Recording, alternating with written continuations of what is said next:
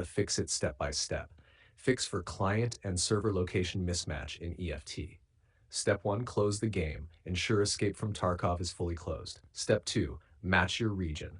1, open the Escape from Tarkov launcher. 2, log in with your account. 3, go to Settings, Game Region/Server.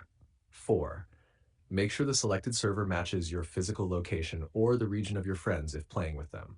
Example, if you're in Europe, select a European server. Step 3, clear launcher cache. 1, close the launcher completely. 2, navigate to the launcher cache folder. You can see the code in our conversation history. 3, delete all cache and temporary files. Step 4, restart launcher. Launch the launcher again and log in. Select the correct server region if prompted. Step 5, launch game via Steam. Open Steam, Library, Escape from Tarkov, Play. The error should no longer appear. Extra tips. Avoid using VPNs as they can cause server region conflicts. If playing with friends, make sure all players select the same region. Ensure your launcher and game are fully updated.